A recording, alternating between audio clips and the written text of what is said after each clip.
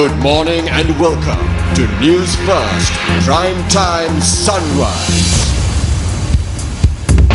Today is the 27th of August 2014. A very good Wednesday morning to you and welcome to this edition of Primetime Sunrise with me, Katrina Chang. Let's start off with a look at your headlines. Health Service strike action continues for the second day today. People of several districts continues to be affected by the drought. Israel and Palestinians agree for a long-term truce.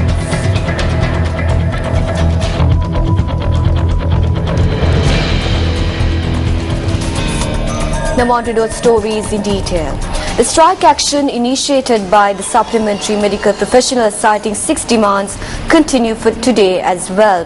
For more details about the strike action, we now have Samanja Sekara, General Secretary of the Joint Trade Union Council of Professions Supplementary to Medicine. The strike action initiated by 5 professionals under the Joint Trade Union Council of Professions Supplementary to Medicine yesterday continues at general hospitals, base hospitals and district hospitals today as well. Mainly laboratory services and X-ray, MRI scan services along with pharmacy activities and lab services will be hampered due to the strike action. Since we did not receive an acceptable solution to our problems at yesterday's discussion at the Ministry of Health, we decided to continue with the strike action. We also contacted Deputy Minister of Health, Lalith Dissanayake, in this regard. I consider the strike action to be very unfair, as we have made arrangements to grant the first 3 demands of their 6 demands. When such arrangements have been made, it is not right for them to take the needs of innocent patients for granted. The Health Ministry's main task is to take care of the patients, and we will do everything possible to stop the inconvenience caused by the strike action to the patients.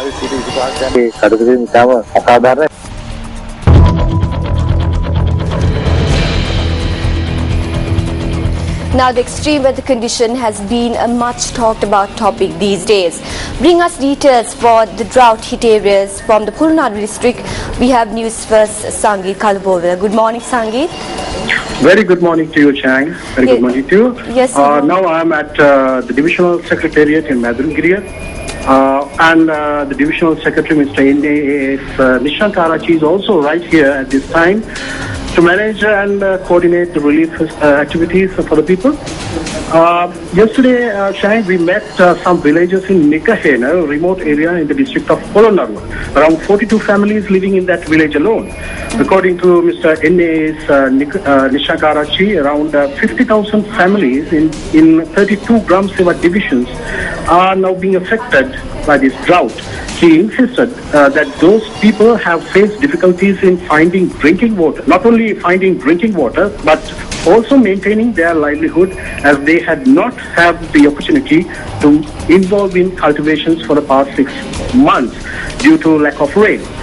The Divisional Secretary in Madhurgiriya, Mr. Nishank Karachi, confirmed that the slight rain they experienced a few days ago was not sufficient for the needs.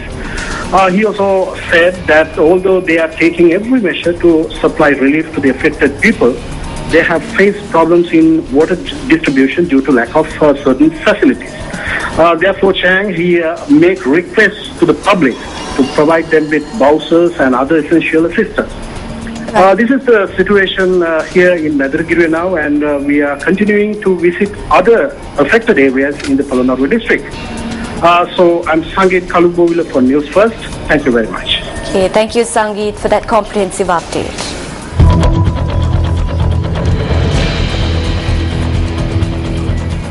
The Election Secretariat says that the official ballot papers for the Uva Provincial Council will be handed over to the Postal Department today. For more details in this regard, we contacted Deputy Election Commissioner M.M. Mohammed. The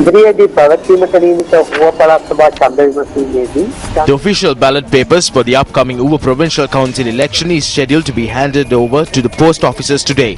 The ballot papers will then be distributed among voters via normal postal service. The distribution activities will continue until the 12th of September. The postal department has agreed to distribute ballot papers on Sunday, the 7th of September. Meanwhile, a special security program is underway in the Monaragala district following the recent incidents of election laws being violated. Considering the complaints received by the Elections Commissioner with regard to incidents of election laws being violated in the Monaragala district, Elections Commissioner has informed the police department to initiate a program to check vehicles at roadblocks set up at specific locations. We request all motorists to render their support for this.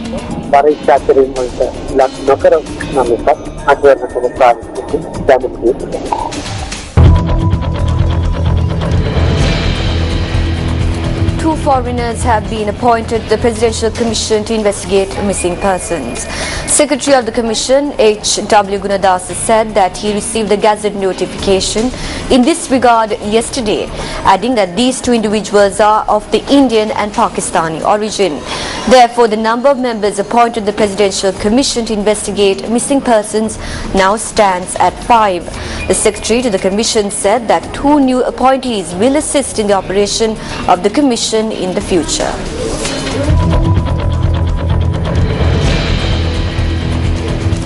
A haul of cigarettes and alcohol worth 100 million rupees was seized from a house in Borala following a raid. According to the police media spokesperson SSP Ajit Rohana, the arrest was made while they were being stored without the necessary legal documentation.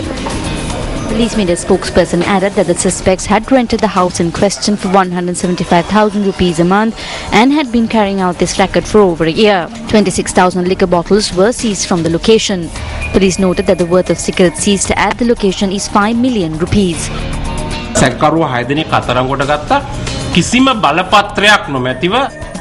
Suspects were arrested as they did not have any valid license. We located over 1,000 bottles of foreign liquor along with a large stock of imported cigarettes. The estimated worth of this stock is 100 million rupees.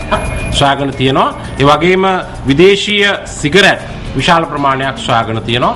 තක්සේරු කළ වටිනාකම අනුව මේ තියෙන ද්‍රව්‍යවල වටිනාකම රුපියල් කෝටි 10කට ආසන්න බවට තමයි වාර්තා වෙලා තියෙන්නේ.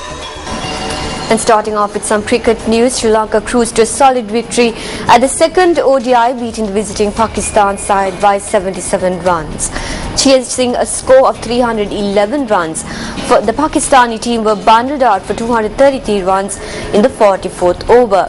The match was worked off at the Mahinda Rajapaksa International Cricket Stadium in Hambantota. After losing the first ODI, Sri Lanka won the toss and decided to take the first lease of the wicket. A solid 4th wicket stand between middle order batsmen Mahala Jayawardene and Angelo Matthews saw Sri Lanka cruise to 310 runs for the loss of 9 in their 50 overs against the visiting Pakistan side. TM Dilshan did not have the start as he hoped for, as he went back for 13 runs by Junaid Khan.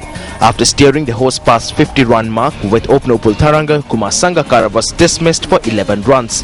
Upul Tharanga fell 11 runs later for 27, becoming the second victim of Wahab Riaz's bowling.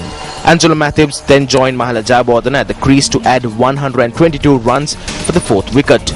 Thisara Perera, who hammered a quick 65 off 36 balls, was run out shortly after steering the Lankans past 300.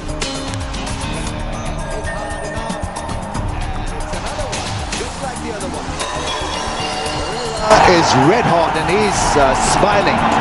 Pakistan started briskly but lost their way against the spinners in the middle order overs. Mohammad Hafiz and opener Ahmad Shahzad added 96 for the second wicket in quick time for the Pakistan team, but both fell to leg spinner Sikuge Prasanna. That's it in front and given. Sri Lanka wanted.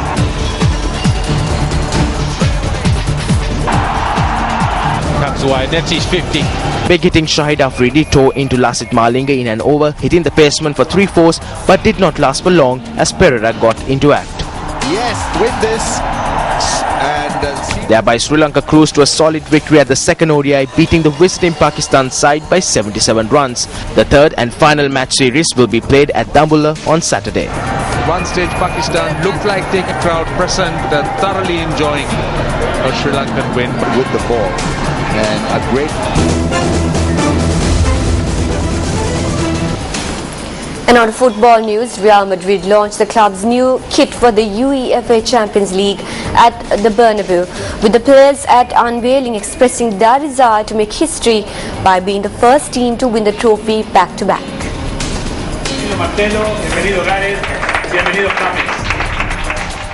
Real Madrid captain and goalkeeper Iker Casillas said that this season the European Championships, who failed to win the Spanish league last season, were better prepared this time around to win the league and their 11th European Championships league title.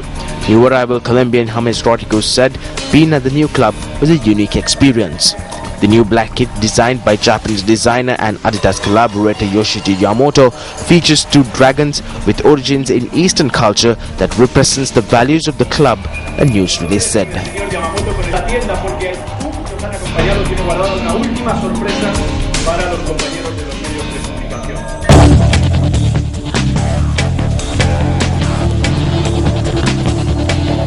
And on that note, we conclude this edition of Primetime Sunrise, but do stick with us for our Live at 55s coming your way in the next hour.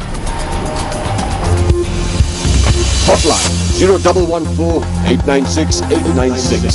www.newsfirst.lk. Feedback at newsfirst.lk.